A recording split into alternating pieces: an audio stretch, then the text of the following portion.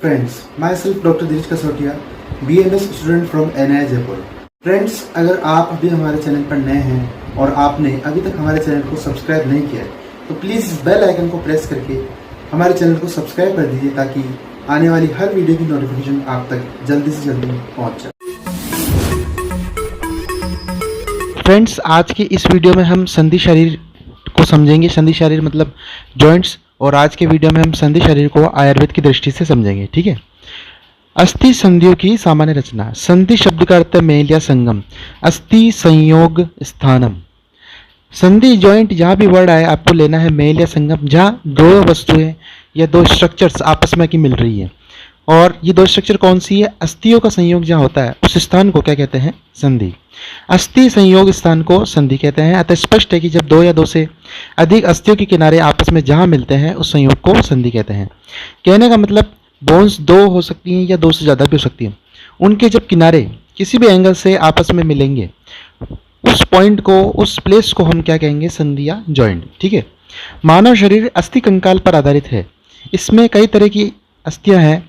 ये अस्थियां आपस में जुड़कर संधि बनाकर अस्थि कंकाल को बनाती। कहने का मतलब जो हमारा बॉडी है वो स्केलेटल सिस्टम पे टिका हुआ है और हमारा स्केलेटल सिस्टम बोन्स और कार्टिलेज से बना हुआ है।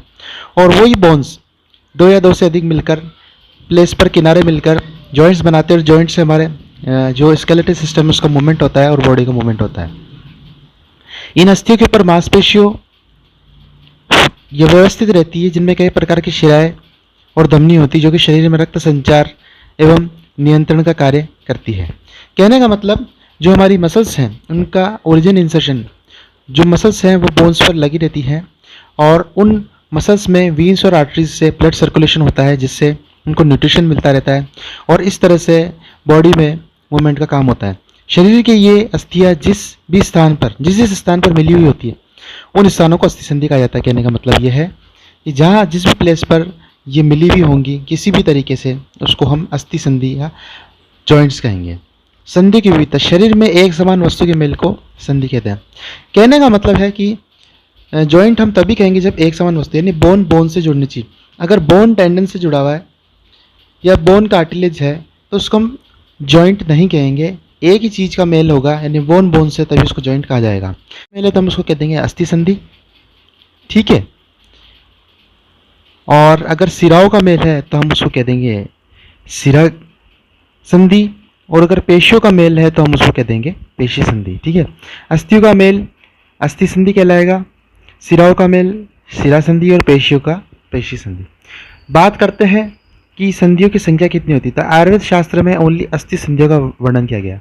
कहने का मतलब यह है कि जो सिरा संधि है, वीन्स और जो पेशी संधि है इसका वर्णन नहीं है। ओनली बोन की जो जॉइंट्स हैं उनके बारे में आपको डिटेल मिलेगी। ठीक है। अब बात करते हैं संधियों की संख्या। तो आचार्य सुश्रुत के अनुसार 210 संधियाँ होती हैं। आपको ओनली आचार्य सुश्रुत के अनुसार ध्यान रखनी है। मेनली आपको आचार्य सुश्रुत के अनुसार ध्यान रखनी है क्योंकि जो शारीरिक स्थान है और जो एनाटॉमी पोर्शन है वो आचार्य सुश्रुत का बेस्ट माना गया है। तो आचार्य सुश्रुत के अनुसार 210 अस्थि होती है। अब षडंगों में कैसी बात है? शाखाओं 4 शाखाएं हो गई। 4 शाखाओं का मतलब हो गया 2 हमारे हैंड और 2 मतलब 4 लिम्स हो गए, मतलब 2 हाथ 2 पाँव। ठीक है। तो 17 एक में हो गई तो 4 में कितनी हो गई? 68। मध्य शरीर यानी थोरैक्स प्लस एब्डोमेन रीजन उसमें 59 और श्री ग्रीवा ये मतलब हेड एंड नेक में हमारे 83। इनको आप ऐड करेंगे तो ये आपका नंबर आएगा 210। ठीक है। अब बात करते हैं हम कि क्रिया की दृष्टि से यानी मूवमेंट की दृष्टि से, मूवमेंट के टाइप से जॉइंट कितने टाइप के होते हैं। तो संधि 2 टाइप की होती है, चल चेष्टा युक्त, अचल स्थिर। चल मतलब जिसमें मूवमेंट होता है, जो मूवमेंट कर सकती है। अचल जो एक जगह पर स्टेबल रहती है। अब चल भी 2 टाइप की होती है, बहुचेष्टा युक्त और अल्प चेष्टा युक्त। बहुचेष्टा युक्त मतलब आपको लेना है, ये समझना है कि जिसमें बहुत अच्छी मूवमेंट होती है, बहुत ज़्यादा मूवमेंट होती है, उसको हम कहते हैं बहुचेष्टा युक्त। शाखा और अधोहनु यानी जो हमारा ये इसके एग्जाम्पल है। अल्प चेष्टा युक्त जिसमें मूवमेंट होता है पर इतना अच्छा मूवमेंट नहीं होता, लेस मूवमेंट होता है। पृष्ठवंश कटी जो हमारी वर्टिब्रल कॉलम है वो अल्प चेष्टा युक्त, तो उसमें लेस मूवमेंट होता है। हमारी शाखा यानी जो हमारी हाथ पाँव है और अधोहनु है, हनु हमारे जी ये ठोडी ठोडी नहीं कहते हम, इसके नीचे वाला पोर्शन है। ठीक है। ये हमारे ज़्यादा मूवमेंट कर सकते हैं और जो वर्टिब्री कम मूवमेंट कर सकती है। शाखा, हनु तथा कटी ये चल संधियाँ यानी मूवमेंट हो सकता है इन जॉइंट्स में, उनके एग्जाम्पल हैं। जो भी बॉडी में अन्य बच गई हैं वो स्थिर संधियों के एग्जाम्पल है। अब बात करते हैं कि संधियों के कार्य क्या क्या होते हैं। तो संधियों का मुख्य कार्य होता है अंगों प्रत्यंगों आदि को गति प्रदान करना। इसमें होने वाली गति के कारण ये मनुष्य चलना, घूमना, दौड़ना, तैरना जैसे कार्य कर सकता है।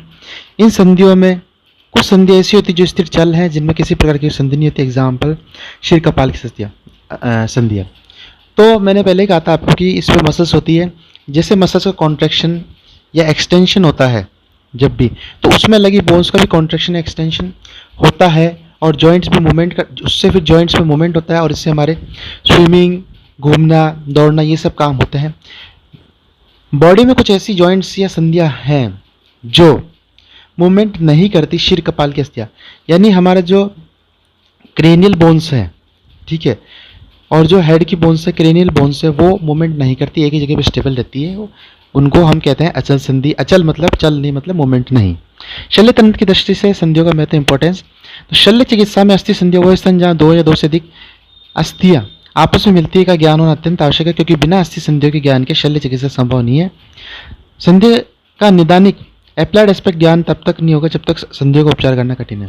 कहने का मतलब ये, अगर आपको यही पता नहीं होगा कि कौन सा जॉइंट कहाँ है, ठीक है, उस जॉइंट में कौन कौन सी बोन इन्वॉल्व है और वो बोन में और उस जॉइंट में कौन कौन से मूवमेंट होता है, तब तक आप सर्जरी उसकी नहीं कर सकते। अब आपको पता ही नहीं शोल्डर जॉइंट कहाँ है, नी जॉइंट कहाँ है, तो आप ये भी पता नहीं लगा सकते कि इसमें बोन कौन कौन सी है, तो आप उसका ढंग से उपचार या ट्रीटमेंट नहीं कर सकते। इसलिए आपको जॉइंट्स पता होना ज़रूरी है और जॉइंट्स में जो बोन इन्वॉल्व वो पता होना ज़रूरी है। उसके साथ साथ वो जॉइंट चल है या अचल है, मतलब मूवमेंट कैसा कर रहा है। अगर चल है तो बहुत ज़्यादा मूवमेंट कर रहा है या कम मूवमेंट कर रहा है, ये सब आपको पता होना चाहिए। आयुर्वेद के अनुसार संधियों का महत्व, संधियों के कौन कौन से कार्य हैं, तो 4 पॉइंट आपको ध्यान रखने हैं। आच्छन, सेकंड पीड़न, तीसरा संक्षेप, चौथा बंधन। आच्छन का मतलब है खींचना, यानी संधियाँ बॉडी को खींचने का काम करती है। पीड़न मतलब नीचे ऊपर दबाना, मतलब प्रेशर, मतलब प्रेशर का मतलब ये नहीं पॉजिटिव लेना अपने को, मूवमेंट के लिए जो प्रेशर होता है चाहे वो नीचे लगे चाहे ऊपर लगे वो काम करना। संक्षेप मतलब शॉर्ट करना। अब शॉर्ट कब होगा, जब चीज़ सिकुड़ेगी, तो सिकोड़ना। बंधन नाम से पता पड़ रहा, बांधना।